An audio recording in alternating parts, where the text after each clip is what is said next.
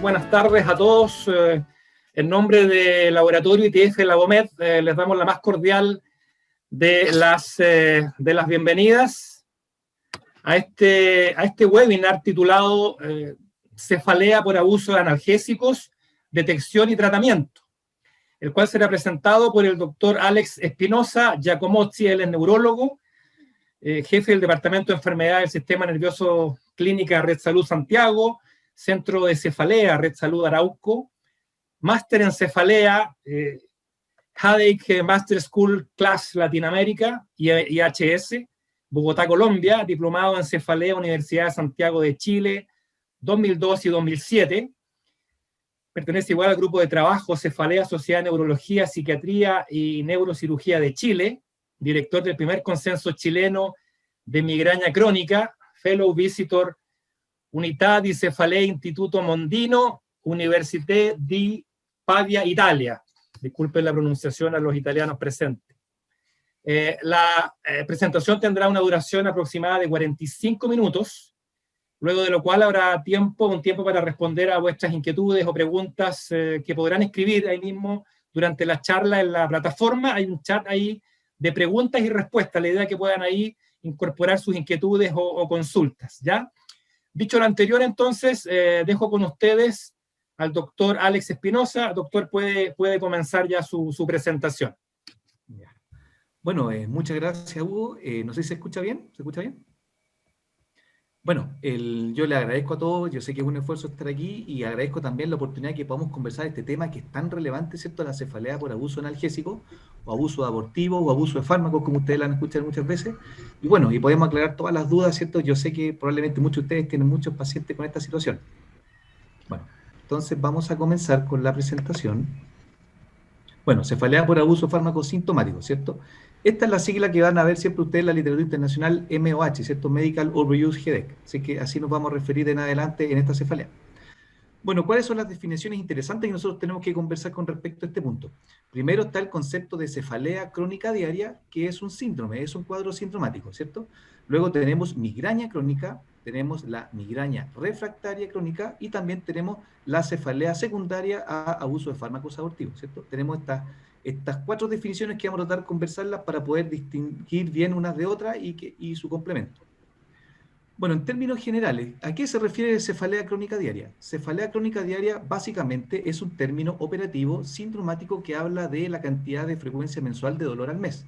Entonces, cuando nosotros tenemos un paciente que está con una cefalea y nos consulta, nosotros cuando descartamos las causas secundarias de su cefalea, estamos en presencia, ¿cierto?, de una cefalea primaria. Ahora, esta cefalea primaria puede comportarse con respecto a su frecuencia mensual de dos maneras. De una frecuencia episódica, cuando los dolores son menos de 15 días al mes, por más de 3 meses seguidos, y su versión crónica. Una cefalea la definimos como crónica cuando afecta más de 15 días al mes por más de 3 meses seguidos, ¿cierto? Nada más que eso, ¿cierto? Ya con esa definición, con nuestro paciente ya estamos en presencia de una cefalea crónica, ¿cierto?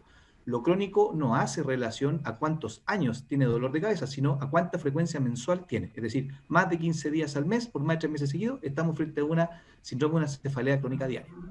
Este cuadro de cefalea crónica diaria, a su vez, se puede subdividir en dos tipos. Tenemos la cefalea crónica de corta duración, que es menos de 4 horas al día, y la cefalea crónica diaria de larga duración, que es aquella de más de 4 horas al día, que es la más frecuente, ¿cierto? Y esta de acá. Entonces, la cefalea crónica diaria, que de larga duración, es decir, de más de 4 horas al día, aquí tenemos 4 causas y no hay más causas de cefaleas primarias de esta condición. Uno es la migraña crónica, la otra es la cefalea tipo tensional crónica, la cefalea diaria persistente de reciente inicio y la hemicrania continua. No hay más que eso, ¿cierto? Vamos a explicar un poquito más de esto. Bueno, cuando nosotros estamos en presencia de un paciente que tiene una cefalea crónica diaria, es decir, más de 15 días al mes, dolor de cabeza, ¿cierto?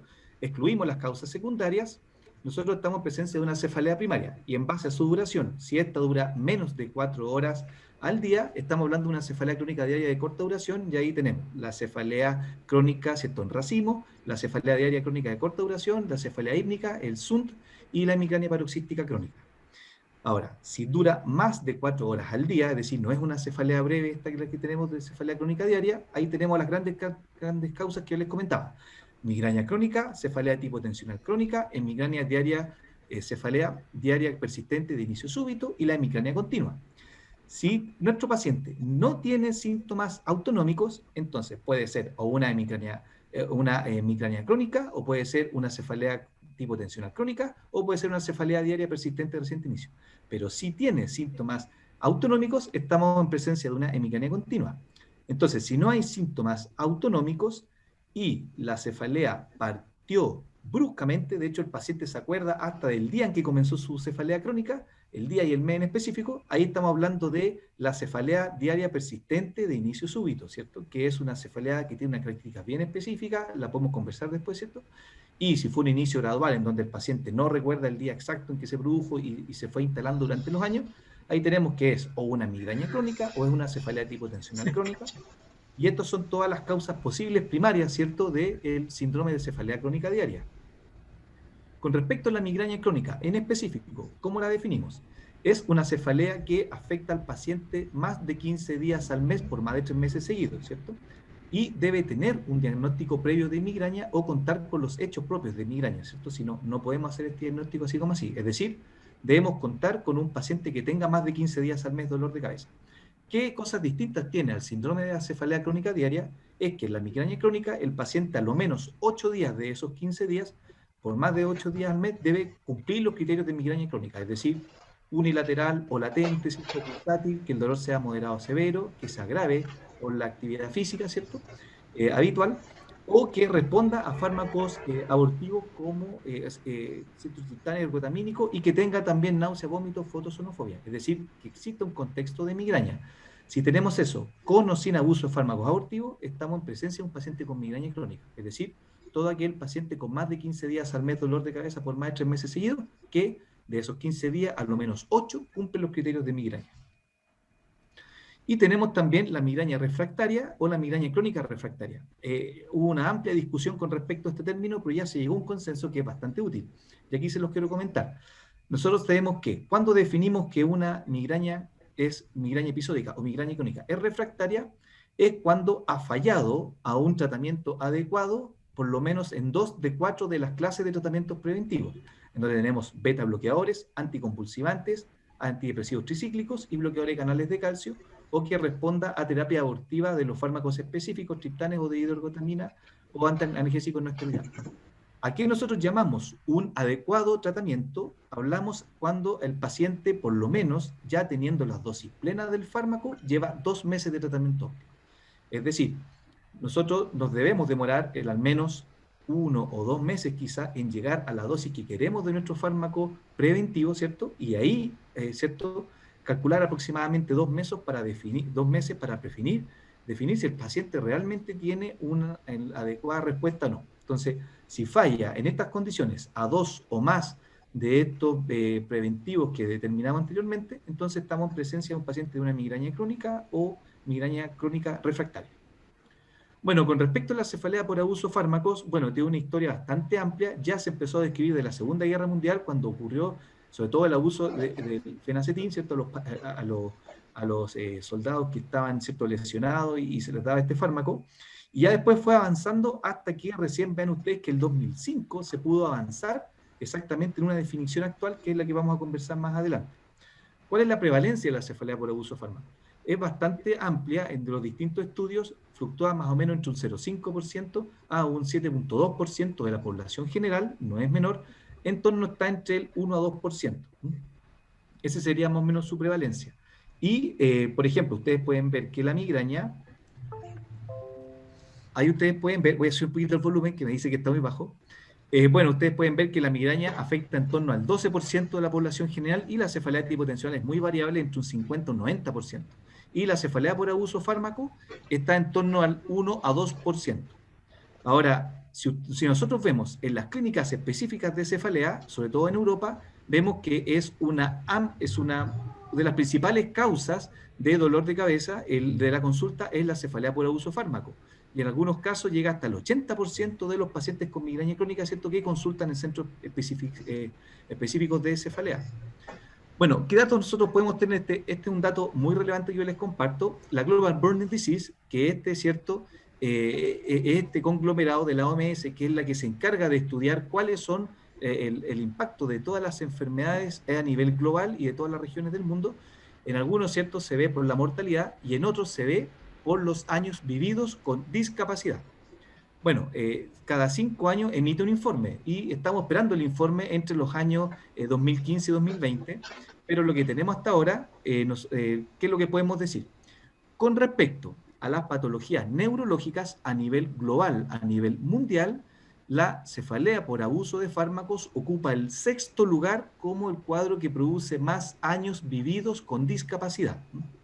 Entonces, realmente es un cuadro muy importante. Bueno, les aprovecho de comentar también que a nivel global, a nivel mundial, la migraña es la segunda causa de discapacidad, de años vividos con discapacidad, ¿cierto? Superado por el accidente cerebrovascular. Bueno, ¿qué es lo que podemos decir de la cefalea crónica por abuso de fármaco? Tenemos que es mucho más frecuente en mujeres, 3 a 4 veces más, está una prevalencia en torno a los 40 años, entre 40 y 50 años, yo les voy a mostrar estadísticas con respecto a eso. Con la edad tiende a disminuir después de esa edad. Existe prevalencia en niños y adolescentes, muchas veces en los medicamentos propinados, ¿cierto?, por la propia familia, la propia madre. ¿Y qué factores se ha visto? Este es un estudio bien interesante de la American Migraine Study 2, que fueron más de 8.000 pacientes que se evaluaron y se vio que era más frecuente la cefalea crónica diaria por abuso de fármaco en mujeres blancas, dueñas de casa, de nivel trato económico bajo, con nivel educacional bajo, ¿cierto? Tabaquismo, con un IMS elevado y con trastornos del sueño. Ahí vamos viendo más o menos cómo se enmarca este grupo de pacientes. Con respecto a los fármacos que se están sobreusando o que se están abusando, depende mucho de la situación geográfica y del nivel económico de los países. Eso es muy, muy relevante. Yo les voy a mostrar bibliografía con respecto a eso. En Estados Unidos, por ejemplo, los fármacos que más que abusan los pacientes son los fármacos que contienen mezclas de barbitúricos y opioides. En Europa del Este, los ergotamínicos. En Europa del Oeste, en muchos países están prohibidos los fármacos ergotamínicos o requieren una receta retenida, ¿cierto? Y ahí el fármaco por lejos más abusado son los triptanes. Y en países en vías del desarrollo, como nosotros, excepto en Latinoamérica, los analgésicos y los ergotamínicos por lejos son la principal causa de abuso fármaco y de cronificación de sus cefaleas. Ahora, hay que decir que de los analgésicos no específicos, el paracetamol es uno de los fármacos que más está produciendo rebote en nuestros pacientes después de los ergotamínicos, así que ojo con ese medicamento. Este es un estudio bien interesante, el estudio que nace de un proyecto, ¿cierto? El ¿Cómo estás? Es muy interesante y yo se los quiero comentar porque evalúa cuáles son las características epidemiológicas de la cefalea por abuso de fármaco en Europa y en Latinoamérica. Y en Latinoamérica participa Argentina y Chile, ¿cierto? Aquí participó el profesor Ricardo Fadich, ¿cierto?, de la Universidad Católica, en donde aportó 100 pacientes en este estudio. Fue muy interesante. Ustedes pueden ver que se incluyeron más de 669 pacientes. ¿Qué podemos ver, por ejemplo, de la epidemiología o de los datos de la población? El gran porcentaje en todos estaba en torno entre los 30 y 55 años. Vemos que el 80% de los pacientes son mujeres, se cumple esto el 3 a 4, es a 1 con respecto al hombre. Aquí hay una diferencia porque el nivel educacional generalmente era alto de estos pacientes, un porcentaje casado, ¿cierto?, casi la mitad, y vemos que la cefalea primaria de base más frecuente en los pacientes con cefalea crónica por abuso de fármacos en estos países de Europa y Latinoamérica era la migraña y principalmente la migraña crónica.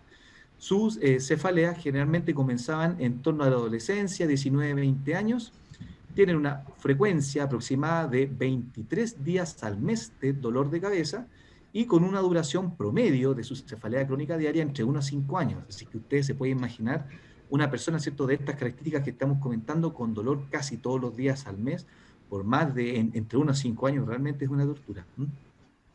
En los datos epidemiológicos no hubo tantas diferencias entre los países de Europa y Latinoamérica, y eso es muy interesante que después lo podemos discutir. Con respecto a los datos que encontraron, ¿qué es lo que pudieron ver? Hay muchos datos, pero yo solamente les quiero recalcar algunos de ellos. Aquí ustedes pueden ver que con respecto a la consulta médica de los pacientes con cefalea crónica diaria, en Europa un gran porcentaje consultó al médico general, ¿cierto? O al médico de atención primaria. En Latinoamérica no es así, no ocurre y con una diferencia sustancialmente distinta. Con respecto a la consulta de especialistas en cefalea, también en Europa era ampliamente documentada, ¿cierto?, la visita a especialistas en cefalea, pero en Latinoamérica era pobre la consulta. No había una consulta, ¿cierto?, consistente a especialistas de cefalea en Latinoamérica. Eso tiene una serie de implicaciones que después lo podemos discutir. Y vean ustedes que en las visitas a servicios de urgencias, estadísticamente los pacientes con cefalea crónica diaria de Latinoamérica iban más que los pacientes de Europa, ¿cierto? Entonces aquí se ve que existe, que hay que hacer un cambio, ¿cierto? En las políticas de salud, en reforzar el conocimiento de esta patología en nuestros colegas y evidentemente eso va a impactar en estas cifras.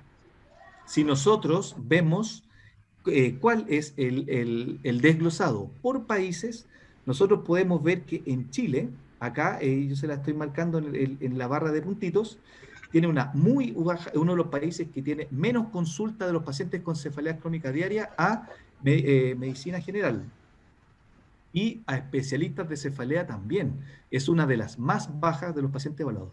Pero en la consulta a servicio de urgencia, nosotros podemos ver que es uno de los pacientes, es uno de los países que más requiere la atención de urgencia. Entonces aquí vemos que hay un problema, ¿cierto?, serio, en el cual nosotros tenemos que reforzar que los pacientes vayan a atención primaria o medicina general y que un pequeño porcentaje de esos pacientes, ¿cierto?, los más complejos, sean vistos por el especialista en cefalea y no que esto se esté, ¿cierto?, recargando en la urgencia en donde no es el lugar para manejar en específico, ¿cierto?, a los pacientes de esta complejidad de casos. Con respecto a los fármacos abusados, aquí existen diferencias bastante importantes entre Latinoamérica y Europa. Podemos ver que los fármacos por lejos más abusados de Latinoamérica son los ergotamínicos. Vean ustedes la diferencia con respecto a Europa. Distinto es con los triptanes. Los triptanes eran mucho más abusados en Europa que en Latinoamérica, ¿cierto? Hay una serie de temas con respecto a los costos, ¿cierto? Los fármacos de más fácil acceso y de menor costo son los que más se compran, ¿cierto?, en países en vías de desarrollo. Los triptanes son fármacos subvencionados por el Estado, entonces ahí también hay seria implicancia. Los analgésicos simples también en Europa y la combinación de fármacos es más frecuente en Latinoamérica. Y cuando nosotros vemos esto desglosado por países, es muy interesante ver que en Chile, solamente superado por Argentina, somos de los que más, nuestros más pacientes consumen ergotamina, ¿cierto? Los triptanes es muy bajo el consumo con respecto al resto de los países. Solamente superamos justamente a Argentina en el uso de triptanes como fármaco que está produciendo la cefalea crónica diaria. Y tenemos aquí, esto es muy interesante y que fue recalcado en el estudio, que en la combinación de analgésicos, los pacientes que más abusaban de la combinación de fármacos, ¿cierto?, y produciendo una cefalea crónica diaria, era justamente Chile. Son datos muy, muy interesantes. Con respecto a la patogenia de por qué se produce una cefalea crónica diaria cuando se abusa de fármacos abortivos, hay una serie de teorías muy interesantes, ¿cierto? Se altera la excitabilidad de las neuronas corticales, hay un fenómeno de sensibilización central, que también se ve ese fenómeno en la migraña crónica, y también hay una alteración de las vías de expresión serotoninérgicas y dopaminérgicas. Lo más importante y uno de los datos más relevantes que se ha ido pesquisando en los distintos estudios de los pacientes es que existe una difusión del sistema endocannabinoide que tiene que ver con el control eferente del dolor. Si nosotros vemos normalmente cuando sube la información de dolor hacia la corteza de cualquier tipo, dolor nociceptivo, existe una eferencia que modula el dolor a nivel central, que es el sistema córtico-fugal. Desde el hipotálamo se ha visto que se emita unas de información, ¿cierto?, de nociceptivo eferente que recibe una modulación en los núcleos de tronco, núcleos del RAF, el locus ceruleus, sustancia gris periaqueductal. Después, este haz baja, desciende por el cordón posterior hasta llegar al asta posterior de la médula donde se está produciendo, ¿cierto?, este ingreso de información, y a través de receptores opioides y de endocannabinoides se produce una inhibición de la información nociceptiva. Esto ocurre a todo nivel. Y se ha visto que en los pacientes que están haciendo cefalea crónica diaria por abuso de fármaco, este endocannabinoide está disminuido, está disfuncionando. Y podría explicar por qué toda la información que entra se percibe como dolor y el paciente finalmente empieza a cronificar su cuadro de cefalea. Con respecto a la clasificación de esta condición, vemos que en la clasificación internacional de la IHS, ¿cierto?, que es donde se dictan las normas de cómo clasificamos las cefaleas, se encuentra en la segunda parte en cefaleas secundarias. Aquí nosotros podemos ver ya en la última versión del 2018 de la clasificación internacional de las cefaleas, en la parte 2, en cefaleas secundarias, en el punto 8, aquí podemos ver que se puntualiza cefalea atribuida a la administración o supresión de una sustancia. Y en el punto 8, 8.2, se encuentra específicamente la cefalea por abuso de medicamentos. Ahí tenemos por abuso de ergotamínicos, triptanes, analgésicos no opioides, paracetamol, analgésicos AINES, aspirina, ¿cierto? Otros analgésicos no opioides, opioides y combinación de fármacos. Ahí tenemos una amplia lista. Y ustedes pueden ver que la cafeína no se encuentra, ya está, se salió del ítem de cefalea por abuso de medicamentos o sustancias, sino que está por deprivación de ella. Bueno, ¿qué es lo que nosotros cómo podemos definir entonces una cefalea crónica diaria por abuso de fármaco?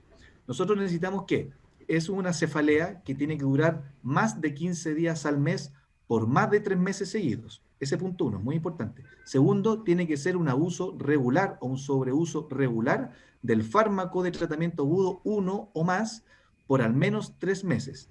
Ergotamina, triptanes, la combinación de analgésica, bueno, que se les ocurra, ¿cierto? Antes se requería para hacer el diagnóstico que había que suspender el fármaco al paciente por 2 meses y que el paciente no tome ningún fármaco. Y si la cefalea revertía su patrón inicial, ahí evidentemente se hacía el diagnóstico, pero eso era impracticable en la vida real, así que se eliminó ese punto D. Bueno, esto yo les comentaba con respecto a la cafeína, que la verdad es que la cafeína desarrolla una cefalea que ocurre más o menos de las 24 horas después del consumo regular de la cafeína, ¿cierto? Que se define como exceso más de 200 miligramos al día, por más de 2 semanas seguidas, ¿cierto? Entonces, cuando se descontinúa el uso de café, es cuando se produce esta cefalea que es por desintoxicación aguda de la cafeína. Es bien interesante esto y es una de las causas de la weekend headache, que eso, si quieren, lo podemos conversar después. Y se tiende a resolver a los 7 días después de la suspensión de la cafeína. Bueno, ¿cómo definimos el sobreuso de fármacos abortivos? Bueno, hay una norma que ha ido cambiando, pero esta es la nómina actual. Todos los analgésicos simples y los AINES se define como abuso cuando el paciente toma más de 15 días al mes, independiente si toma 1, 2, 3 o 10 fármacos por día. Aquí lo que importa son los días al mes. Tampoco importa el gramaje, porque algunos dicen, no, tomo media pastilla. Sí, pero si toma un día ya vale como parte del criterio. Es decir, aquí lo que importa son cuántos días al mes el paciente está consumiendo el fármaco abortivo. En las combinaciones, cuando el paciente combina, sobre todo estas combinaciones de cafeína, paracetamol con aspirina o barbitúrico, que eso es en Estados Unidos, más de 10 días al mes. Opioides, más de 10 días al mes. Y triptanes y ergotamina, más de 10 días al mes. Y aquí la salvedad que yo les comento, después lo podemos discutir, es que en términos generales nosotros vemos que cuando ya el paciente consume más de 4 días al mes, ergotamínicos ya empieza a presentar un cambio en el patrón de sus cefaleas.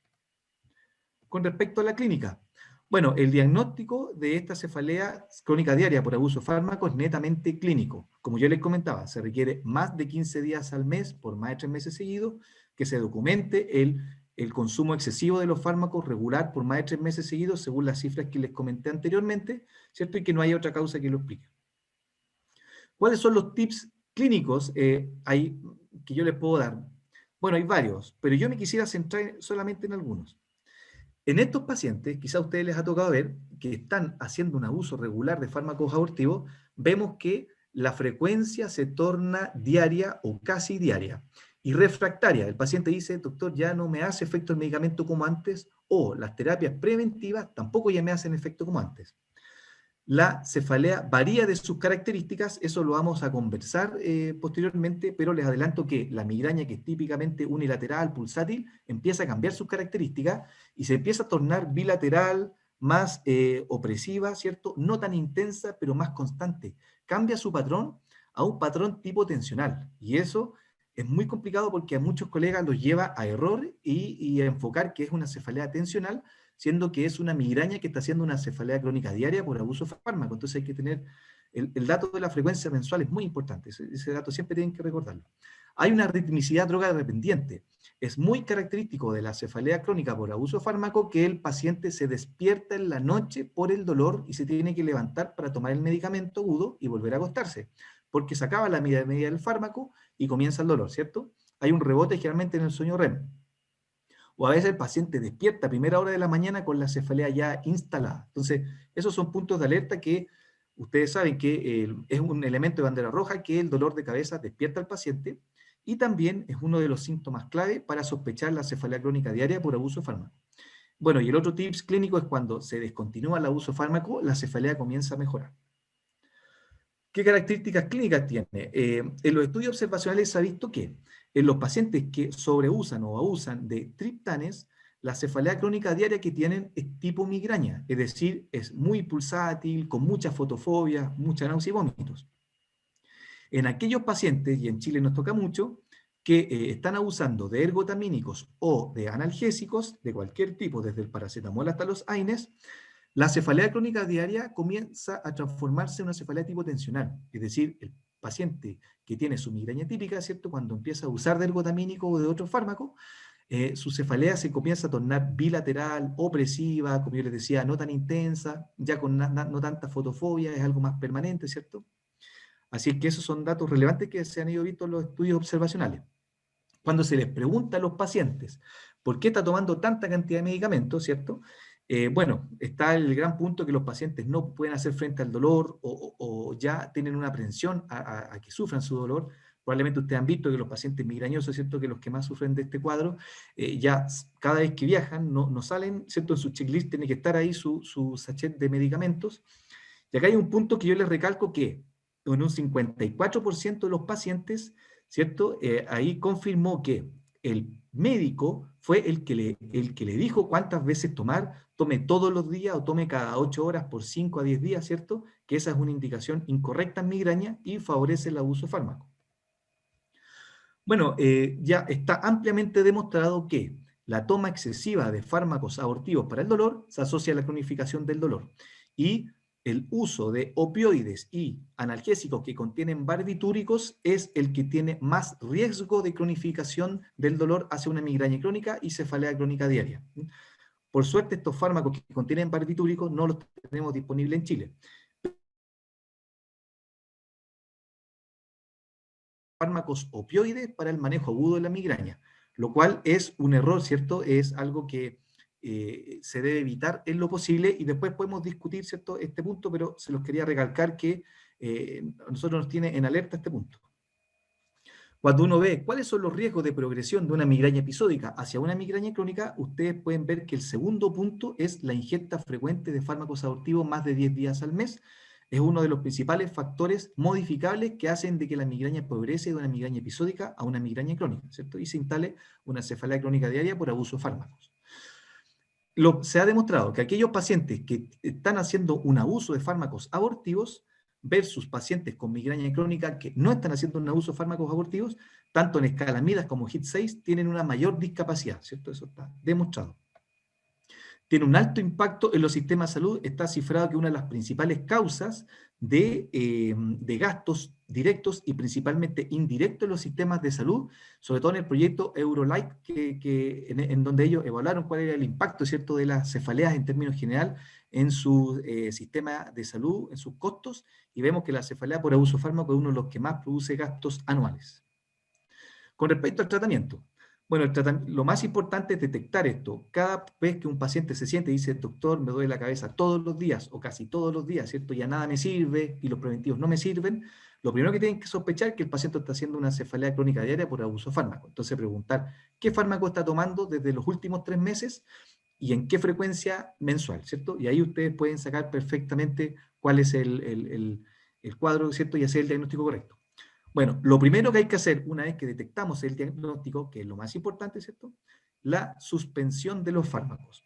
La suspensión de los fármacos puede ser abrupta o escalonada. Uno le puede decir, por ejemplo, suspenda la ergotamina ya de aquí a mañana, nunca ni un comprimido más, o hacerlo escalonado, decirle tome 10, después el próximo mes tome 5, y la verdad es que, bueno, ese sistema escalonado es poco útil, es más lento, el paciente no ve los efectos positivos y generalmente vuelve a recaer más rápido en el abuso. Entonces, lo que nosotros hacemos, ¿cierto? No hay estudios digamos, epidemiológicos grandes que nos revelen esto, pero en términos generales nosotros recomendamos la suspensión brusca del fármaco abortivo.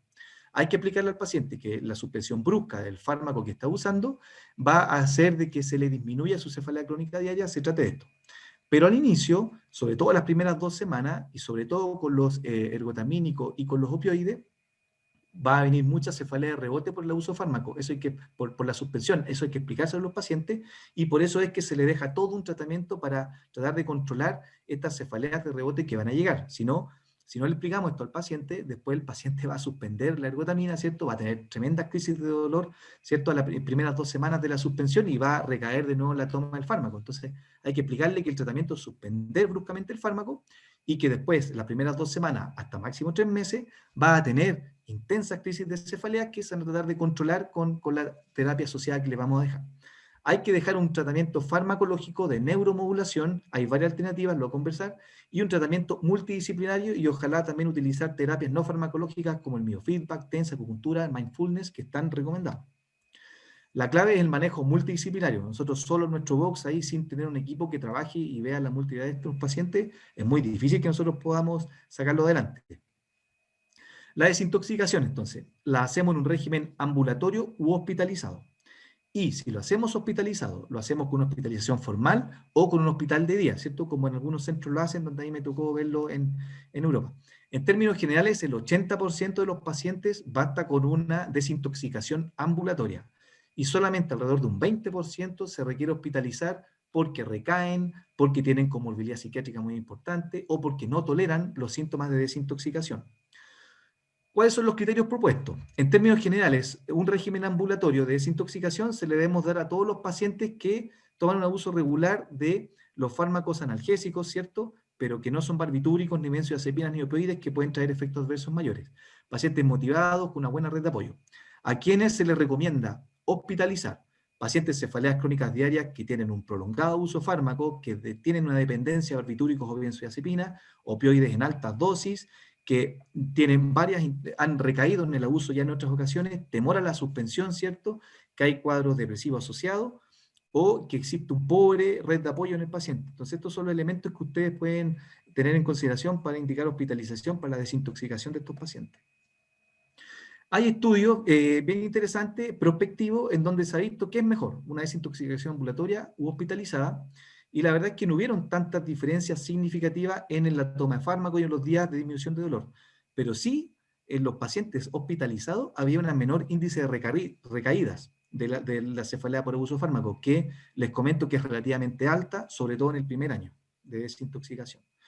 Con respecto a los fármacos que se utilizan para la desintoxicación, hay pocos estudios, uno no puede, digamos, taxativamente decir este es el esquema recomendado porque no hay tanta bibliografía y cada centro va teniendo su experiencia. Ustedes pueden ver desde la dihidroergotamina endovenosa, clorpromacina endovenosa, amitriptilina, lidocaína, ¿cierto? Y combinaciones de analgésicos. Este es un estudio bien interesante que sacó el equipo del centro del FLENI en Buenos Aires, en donde se evaluó el uso de clorpromacina intravenosa en pacientes hospitalizados con cefalea crónica diaria. Y ellos vieron que bajó significativamente a los 3 meses post-tratamiento las acudidas a servicio de urgencia y también bajó significativamente los días mensuales de dolor de cabeza. Así que es una utilidad. Yo les voy a comentar más o menos qué es lo que hacemos acá, ¿cierto? Entonces se requiere un manejo farmacológico y además un manejo multidisciplinario, sobre todo en pacientes que están hospitalizados. Bueno, aquí yo les comento, por ejemplo, qué es lo que se hace en Estados Unidos. En Estados Unidos se hace la desintoxicación, se inicia una terapia farmacológica, pero hay una terapia de enfermería, dieta, manejo del estrés, ejercicio, biofeedback, hay una terapia cognitivo-conductual, psicoterapia grupal, hay grupos de familia y de apoyo, hay una interacción con el paciente, ¿cierto? Se interviene el estilo de vida, entonces es una mirada muy, muy completa, muy holística. Aquí ustedes pueden ver cuál es el comportamiento, o sea, el programa que realiza el grupo danés, que es uno de los pioneros, ¿cierto?, en esto. Ellos no prescriben ningún fármaco por 2 meses. Y después de eso ya dejan terapia preventiva si es que es necesaria. Desintoxican al paciente, le hacen psicoterapia, terapia física, y aquí ustedes pueden ver que tiene un estricto control, al paciente lo van siguiendo casi semana a semana. El proyecto CARE, que me tocó verlo en Italia, ¿cierto?, en Pavía, complementa. Se internan los pacientes entre 7 a 10 días, se les da un protocolo farmacológico, un diario de cefalea para irlo seguirlo, un encuadramiento psicológico, programa educacional y un programa de posinternación. Durante la hospitalización ellos agregan generalmente endovenoso vitaminas, glutatión, solución salina, metoclopramida para las náuseas y vómito y analgésicos distintos al que se está usando, ¿cierto? Y benzodiazepina si es necesario, esto por unos 7 a 10 días. Se le hace una rehabilitación intensiva, ¿cierto? Terapia ocupacional, manejo por psiquiatría si es necesario, manejo por el equipo de disfunción de ATM y dolor orofacial si se necesita, para manejar, ¿cierto?, las comorbilidades de alteración del temporomandibular, que es muy frecuente en estos pacientes, y el alta. Y en la fase ambulatorio existe un fuerte seguimiento a los 2, a los 6, a los 12 meses, ¿cierto?, de nuestros pacientes, y un contacto telefónico y mail permanente con el centro de cefalea. Bueno, ellos, ¿qué es lo que encontraron? Encontraron que el promedio también del tiempo de cronificación de su cefalea está en torno a los 6 años, un poco más alto de lo que vimos en los estudios anteriores. El fármaco más usado son justamente los triptanes, como más frecuente eso en Europa, y la combinación de analgésicos. Cuando ellos hicieron a un año, siguieron a sus pacientes, vieron que el 56% viró hacia una versión episódica de sus cefaleas, es decir, menos de 15 días al mes, es decir, fue exitoso, pero fue un 56%, no más que eso. Y el diagnóstico después de un año era migraña episódica, ¿cierto? Era el diagnóstico predominante en estos pacientes. Entonces, con respecto al tratamiento farmacológico ambulatorio ahora, la pregunta es, ¿desintoxicamos al paciente y dejamos terapia preventiva o solamente hacemos una desintoxicación del fármaco? Esta es una discusión bastante ardua, no había tanta información científica, pero les voy a mostrar un trabajo que fue publicado recientemente, el año pasado, muy interesante por el grupo danés, que son líderes a nivel mundial en el tema de la cefalea, por su jefe, el doctor Jes Olesen. Y aquí nosotros podemos ver que ellos dividieron a los pacientes en 3 estrategias de manejo de la cefalea crónica diaria por abuso de fármaco. Uno fue desintoxicarlos más terapia preventiva, otro grupo fue solo terapia preventiva sin desintoxicar, y el tercer grupo, sola una desintoxicación, y después de 2 meses, si el paciente lo requería, se le indicaba un tratamiento preventivo, que era lo que ellos hacían habitualmente en su centro. Alrededor de 483 pacientes que fueron derivados al centro para el manejo de esta condición, 120 fueron los randomizados, 360 se excluyeron, bueno, un 99%, un 99 de ellos se excluyeron porque requerían un manejo hospitalizado, un 74% no cumplían los criterios de migraña crónica de base, sino que tenía un clúster u otra condición, y algunos no cumplían criterios por comorbilidad psiquiátrica mayor, ¿cierto? O que ya estaban en tratamiento preventivo. Si nosotros vemos, en todos los grupos se van repitiendo ya algunos datos con respecto a lo que veíamos en estudios anteriores que yo les comentaba. La edad fue en torno a los 43 años, ¿cierto? Vemos que más o menos este grupo, 81% mujeres. La cefalea de base de esta cefalea por abuso de fármaco, la más frecuente es la migraña crónica, con un promedio de 27 días al mes de dolor de cabeza.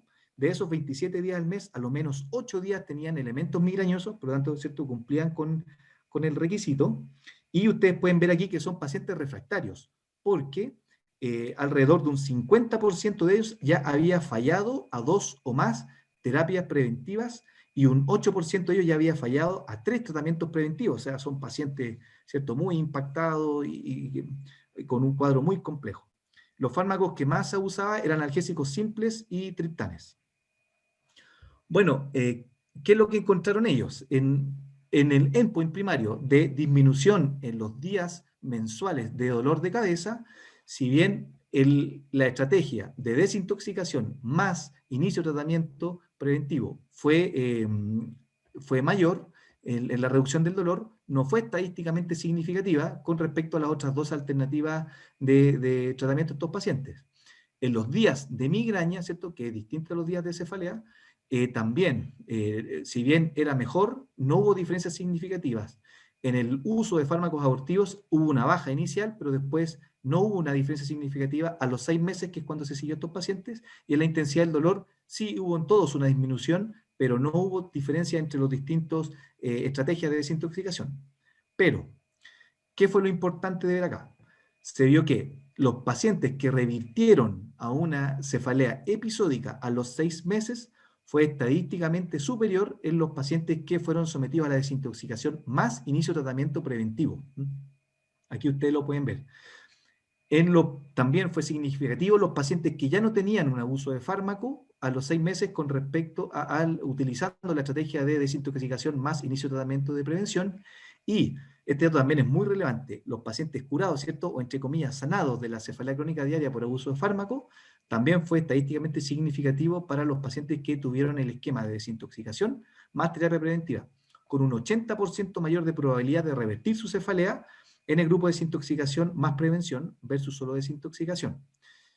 Así es que por esto es que ahora se recomienda que nosotros desintoxiquemos a nuestros pacientes y dejemos un tratamiento preventivo rápidamente de forma precoz. Aquí también tenemos otras observaciones un poco más antiguas que demuestran lo mismo, en donde siempre evolucionaba mejor el paciente que tenía la desintoxicación más la profilaxis desde su inicio. Por lo tanto, debemos dejar nosotros un tratamiento preventivo en nuestros pacientes con una cefalea por abuso de fármacos, ¿cierto?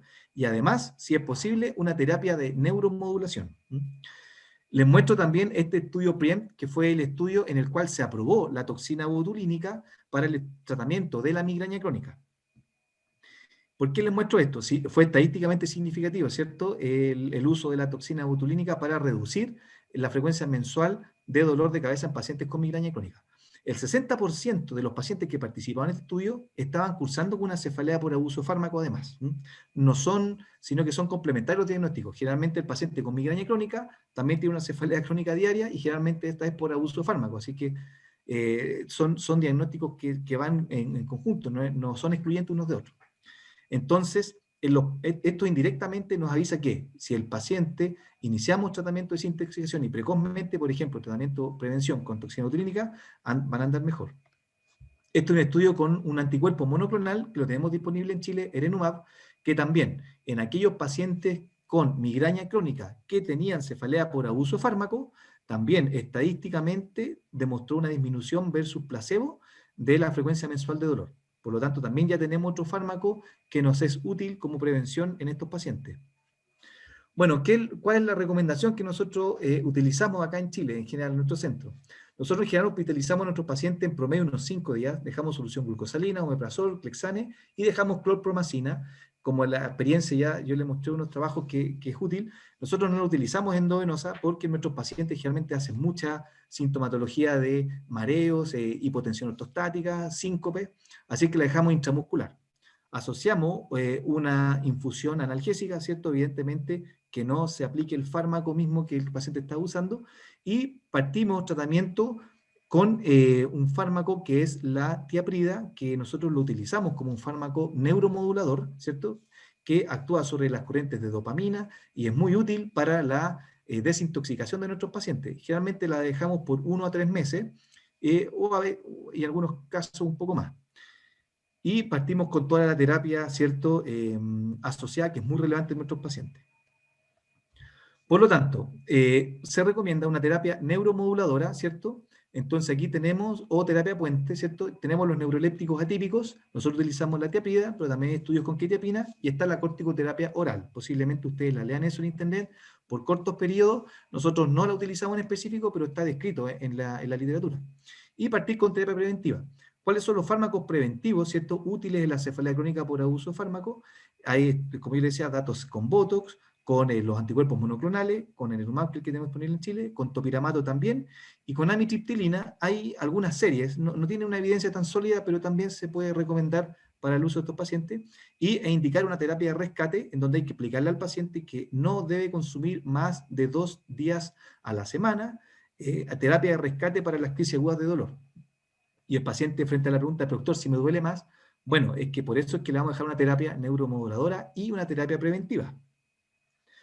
La tiaprida es un fármaco bien interesante, nosotros lo utilizamos bastante, es un neuroléptico atípico, tiene un antagonismo selectivo de los receptores D2 y D3, así es que y tiene un efecto ansiolítico, no se ha documentado dependencia, no es tan sedante, eso también es muy bueno, en pacientes mayores también es mayor su utilidad, y la principal acción es que aparentemente actuaría a nivel de diencéfalo, modulando las proyecciones mesolímbicas, así que ahí y en la modulación cognitiva del dolor.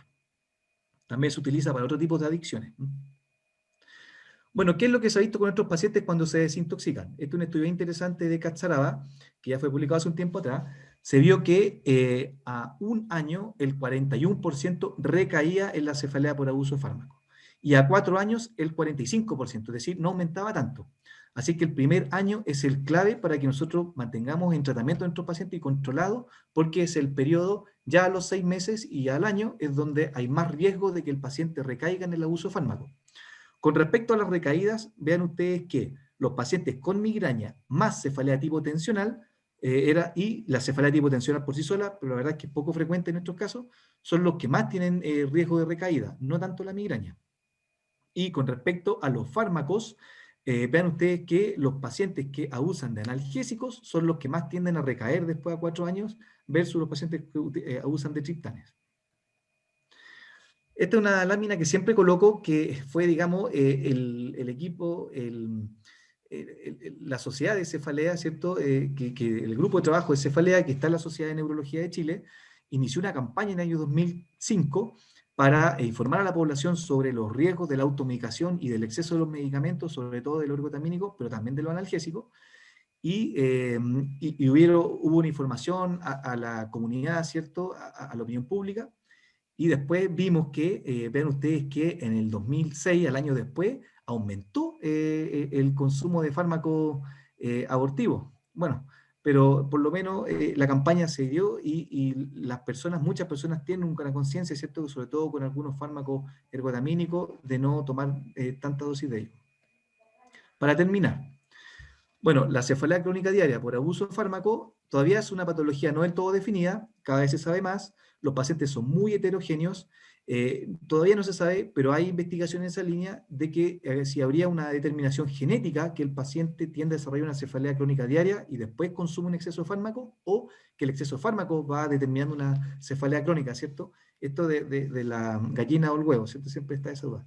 Hay una comorbilidad psiquiátrica permanente entre los pacientes, eso debemos siempre evaluarlo, ¿cierto? Y la desintoxicación como primer paso, ojalá abrupta del fármaco, y aplicándole al paciente que al ser abrupta van a venir cefaleas de rebote inicialmente, y que eso se va a manejar, ¿cierto?, con toda la terapia preventiva. Hay novedad con respecto a la terapia preventiva, ahora ya recomiendan indicarla desde un principio, hay algunos fármacos que tienen buenos resultados, hay terapia alternativa que ustedes pueden utilizar en estos pacientes, miofeedback, TENS, acupuntura también está recomendada, el consejo, el seguimiento y bueno, como siempre el compromiso médico, el compromiso, ¿cierto?, del médico es fundamental, los pacientes se percatan siempre de eso. Nosotros, bueno, y para terminar, sacamos a través de la Sociedad de Neurología de Chile un texto que les puede ser muy interesante sobre migraña crónica, en donde hay un capítulo que trata específicamente la cefalea crónica por abuso de fármaco. Está disponible para que ustedes lo tengan si es necesario, si así lo determinan, en donde fueron un texto, ¿cierto?, hecho por especialistas chilenos para que los médicos, ¿cierto?, chilenos y los que estén aquí en nuestro país tengan un apoyo para poder manejar a sus pacientes. Bueno, muchas gracias. Muchas gracias por esta muy interesante presentación. A continuación vamos a responder algunas preguntas, doctor, realizadas por los participantes en nuestro chat acá en la plataforma, ¿ya? A ver, la primera pregunta de Karina Flores dice: buenas noches a todos, quisiera por favor preguntar al doctor cuáles son los síntomas autonómicos que se consideran en cefalea. Gracias. Sí, es una muy buena pregunta y eso me da pie para mí para comentarles algo además. Bueno, específicamente en la migraña, alrededor de entre 1 a 2 tercios de los pacientes tienen síntomas neuroautonómicos. Uno de los síntomas neuroautonómicos más relevantes en la crisis de migraña es la gastroparesia. Es una de las causas de la náusea y los vómitos en los pacientes. Y la gastroparesia se ha visto en distintos estudios de campo, ¿cierto?, en pacientes migrañosos que se demora aproximadamente 1 hora más de los datos de la farmacocinética de los triptán y del ergotamínico. La disminución del vaciamiento gástrico demora 1 hora más en hacer efecto los fármacos abortivos que indiquemos. Entonces, en ese sentido, siempre yo recomiendo utilizar un prokinético para el manejo agudo de los pacientes porque los prokinéticos ya tienen un efecto antimigrañoso per se, y por otro lado también ayudan al avaciamiento gástrico, se acelere, y eso hace de que el abortivo que estamos indicando, junto con el prokinético, tenga un mayor efecto. Eso por un lado. Así que es frecuente los síntomas neuroautonómicos en la migraña. Ahora, donde es característico los síntomas neuroautonómicos es en las cefaleas trigémino autonómicas, que están en el grupo 3 de la clasificación de las cefaleas primarias, que son un grupo muy específico, mucho menos frecuente que la migraña. Si la migraña está en torno al 12% de la población general, estas cefaleas están en torno al 0,1, al 0,5% de la población general. Se caracterizan por ser cefaleas estrictamente unilaterales. Ese es un dato muy relevante, siempre les duele el mismo lugar. La migraña cambia. Si ustedes ven a un paciente migrañoso que siempre les duele exactamente el mismo lado por año, es una bandera roja de que quizás no sea migraña. La migraña siempre va cambiando. Pero las cefaleas trigémino autonómicas son estrictamente de un lugar, tienden a ser breves, es decir, duran menos de 4 horas al día, y tienden a repetirse más de 1 o 2 o hasta 10 veces o 100 veces en el día.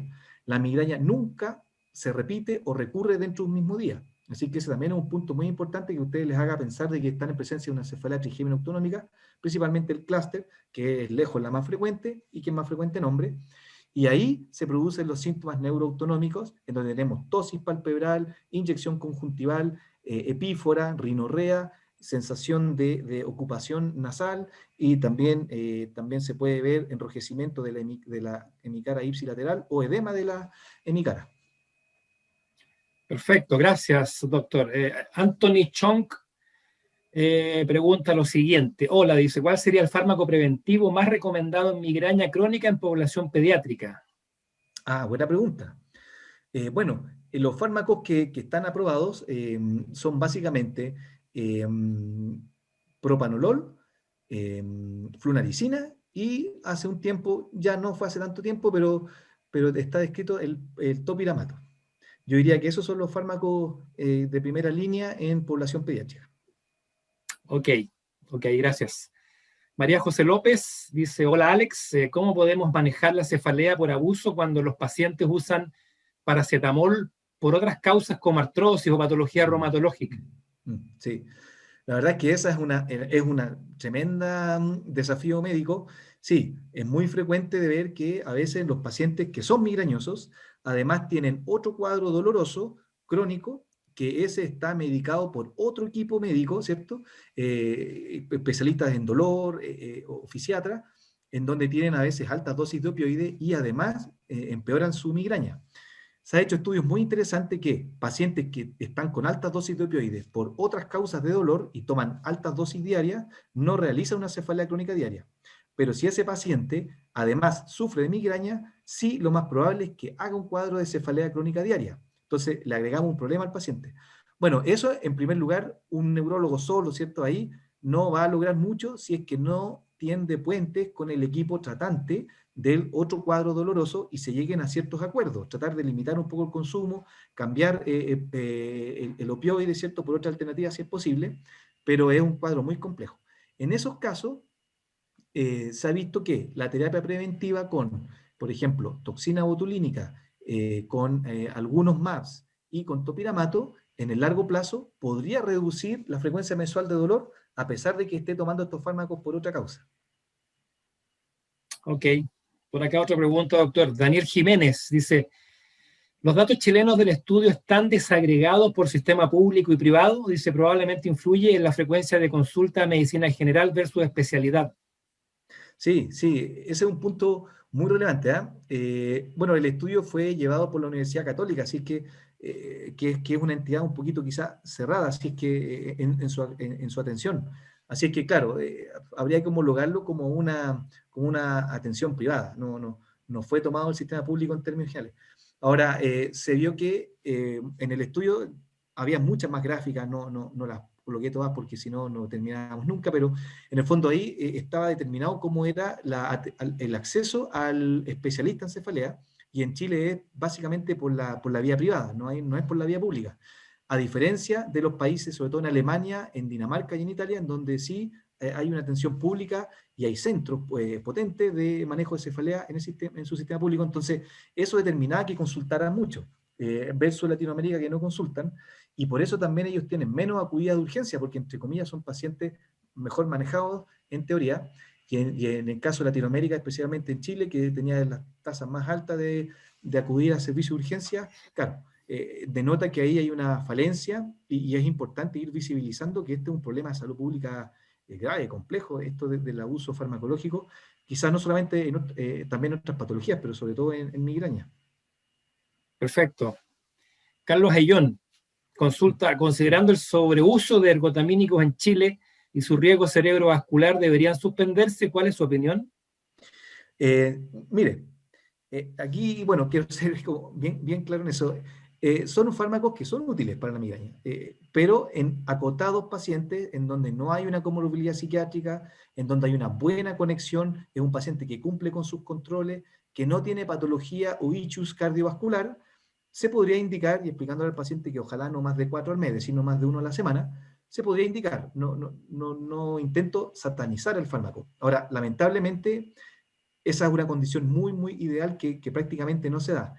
Pero nosotros a través de la sociedad se intentó hacer de que los fármacos ergotamínicos fuesen hechos con receta retenida.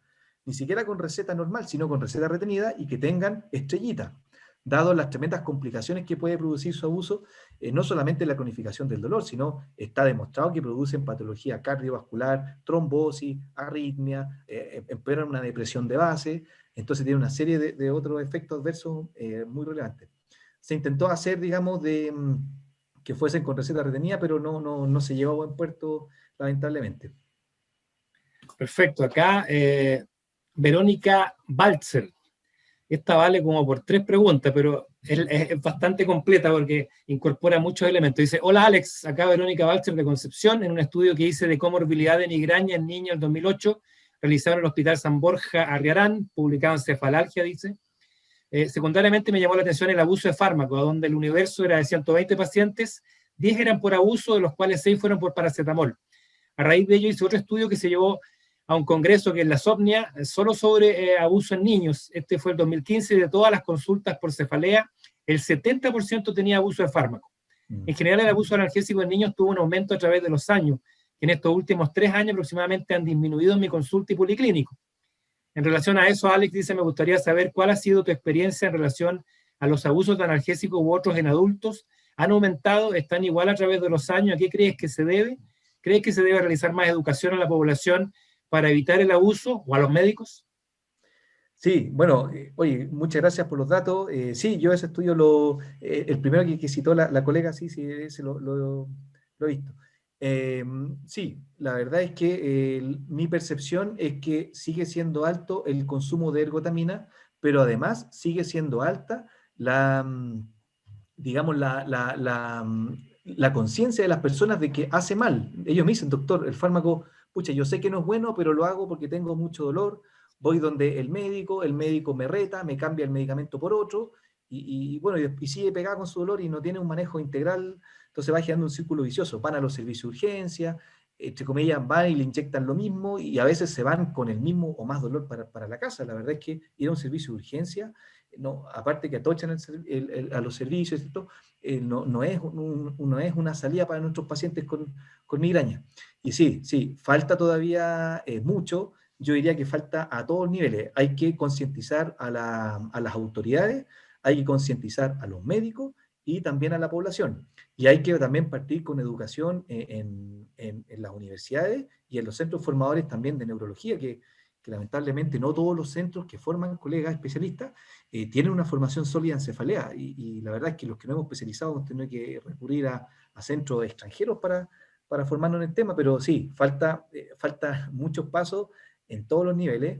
Y sí, mi percepción es que todavía es un problema latente, hay más conciencia en la población, y el otro fármaco, que muy bien como lo comentó la colega, sí, nosotros estamos viendo que por lejos, después del ergotamínico, el paracetamol es el fármaco más abusado, la gente lo toma como que fuese vitamina, y yo también he visto indicaciones que los colegas le dejan, por ejemplo, en caso de crisis, tome uno cada 8 horas por 5 o 7 días, y la verdad es que eso no tiene utilidad en migraña. Hay que dejar el fármaco abortivo más efectivo para el paciente, que lo tome dentro de los primeros 10-15 minutos de iniciado la crisis, y después una dosis de refuerzo a las 2 o 3 horas, Y si ya no pasa, ahí tomar un fármaco rescate, que generalmente es por vía parenteral, porque ya el paciente posiblemente esté vomitando, basta, no se requiere estar al paciente dándole medicamentos por 4, 5, 10 días, como eso también lo vemos en las prescripciones. Perfecto, gracias. Bárbara Bardesi, muchas gracias por la presentación. En la práctica diaria, dice, los pacientes que se hospitalizan lo hacen con indicación y orden de neurólogo, o también se pueden derivar al hospital por un médico general. Por supuesto, por supuesto. Aquí no hay, es decir, aquí el bien mayor es del paciente. El colega puede tener la especialidad que sea o trabajar en medicina general. Si él pesquisa a un paciente que está con una cefalea crónica diaria y que tiene un fármaco usado, ¿cierto? Y que en Chile lo más probable es que sea ergotamina o paracetamol o triptán, perdón, o opioides, como lo estamos viendo ahora, perfectamente puede él enviar y derivar a un paciente y hospitalizarlo. El problema es que es un tema tan invisibilizado que a veces cuando tienen poca prioridad, entonces no tienen hora, porque no dicen, bueno, es solo cefalea. Y menos van a tener prioridad de una cama si es que se necesita, si es que se requiere para otra patología. Entonces, también hay una tremenda falla en la percepción de este cuadro, del severo impacto que produce para el paciente, para su entorno, cuánto gasto indirecto produce a los sistemas, digamos, fallas laborales, es una de las principales causas de la migraña también de ausentismo escolar en niños. Entonces, es un cuadro que lamentablemente está muy invisibilizado y bueno, hay que partir de los médicos y crear conciencia de que esta condición es severa y que hay que tratarla como corresponde. Perfecto, gracias. Bueno, comentarle, doctor, que hay muchos comentarios ahí felicitándolo porque una muy buena presentación, varios comentarios de los participantes. Aquí hay un espectador anónimo que dice, y a propósito quizá de la contingencia, doctor, dice, si se puede comentar algo sobre la cefalea post-COVID, si hay algo al respecto, y si es persistente el uso de analgésicos, también puede provocar esta situación de abuso de fármacos, cefalea por abuso. Sí, buena pregunta. Aquí podríamos hablar toda la noche de este tema, es muy interesante. Sí, se han descrito 4 patrones de cefaleas con respecto al COVID. La situación más evidente es que si el paciente sufre de una cefalea primaria y principalmente migraña, después del COVID, aunque sea leve, los síntomas de COVID pueden quedar con una cefalea. Un tercio de los pacientes puede quedar hasta unos 3 o 6 meses con un cuadro de una cefalea casi diaria. Es una cefalea principalmente bifrontal, pulsátil u opresiva, que tiende a ser moderada a severa y que lamentablemente lo que se ha visto es que responde poco a los fármacos analgésicos. Así que ahí yo recomiendo que según la cefalea primaria del paciente, si es que la tiene, iniciar un tratamiento preventivo en estos pacientes, pero sí, se está viendo mucho. También hemos visto pacientes que han hecho, me ha tocado ver pacientes que quedan, por ejemplo, un mes con una cefalea pegada, después de la segunda o incluso después de la primera dosis de vacunación, digamos. Así que, pero aún así, digamos, porque me lo han preguntado, la migraña, y por más severa que tenga la migraña, actualmente no es una contraindicación para la inoculación contra SARS-CoV-2, pero claro, hemos visto de que hay algunos pacientes que se descompensan. También el uso de las EPP, alrededor de un 20% de los trabajadores de la salud que utilizan la EPP a diario desarrollan una cefalea por EPP, mucho más frecuente en pacientes si tienen antecedentes de migraña. Es una cefalea que comienza rápidamente ya a la hora, y ya a las 4 horas se instala, y el paciente cuando se retira, la persona cuando se retira la EPP, la cefalea puede quedar hasta unas 3-4 horas posterior de eso. Perfecto. María José López, ¿por cuánto tiempo usamos la neuromodulación? Mm. Buena pregunta. La recomendación es entre 1 a 3 meses. El periodo más crítico de los pacientes cuando los estamos desintoxicando, cuando vienen estas cefaleas de rebote o están con mucha náusea o muchos síntomas, ¿cierto?, post-privación, lo peor son las primeras 2 semanas. Eso es lo que se describe. Y los que tienden a como a aliviarse más rápido de estos síntomas son los pacientes que abusan de triptania. Eso es bien interesante.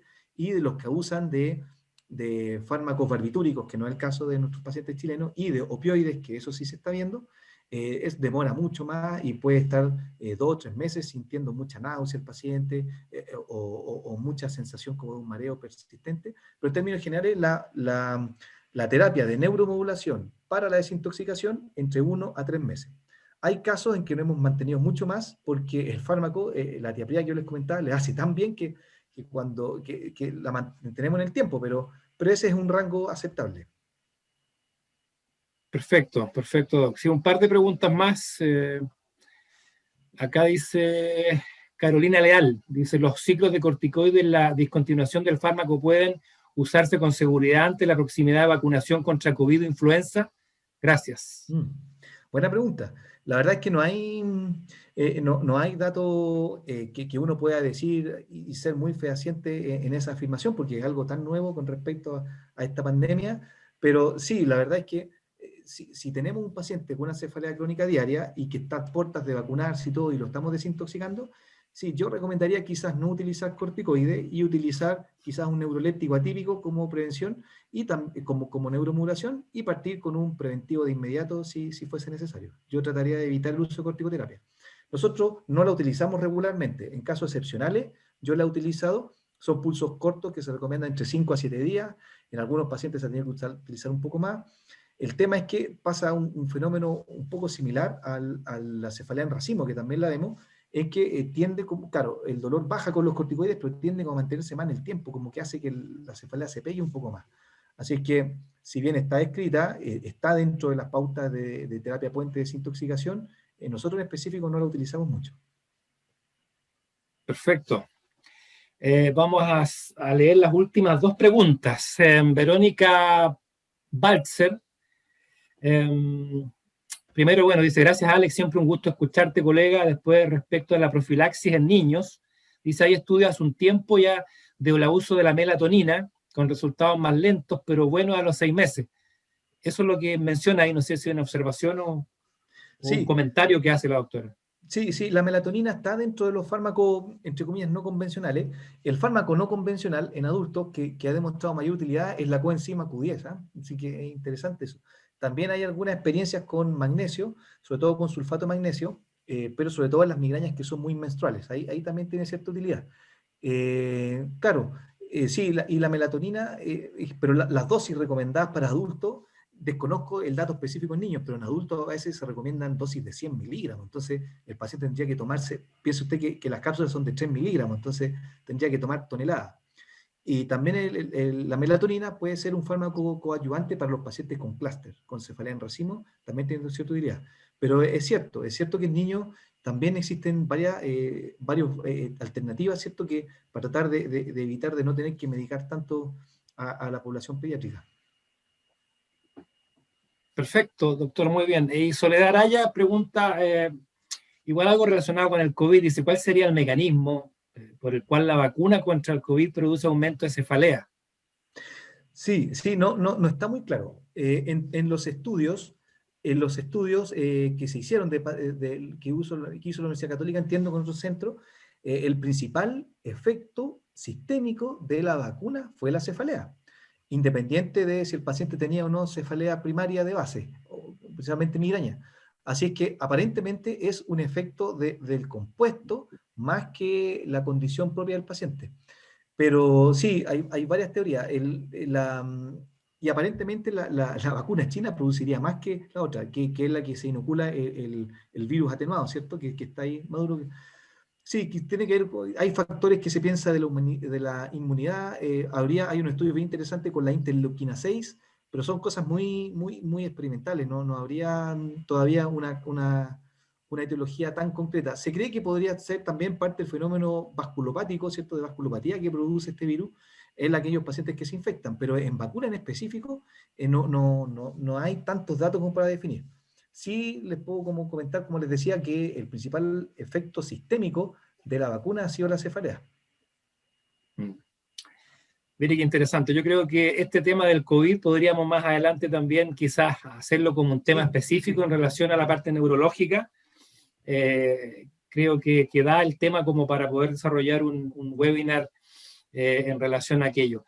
Terminamos entonces la ronda de preguntas. Yo nada más que decirle que en nombre de Laboratorio ITF La Bomet, de quien habla Hugo Fuente, el gerente de producto, agradecerle a todos ustedes por haber participado en este webinar, como también a usted, doctor Alex Espinosa, muchas gracias por su muy interesante presentación y haber participado acá con nosotros.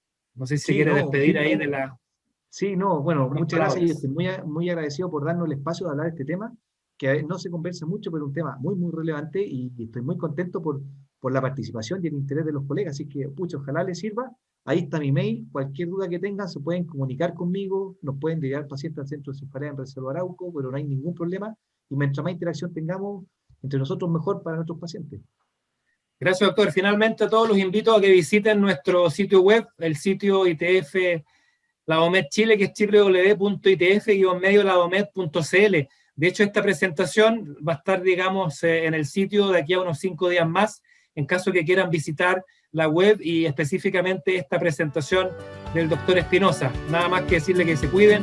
Muchas gracias y muy buenas noches. Chao, doctor. Estamos en contacto. Que esté bien.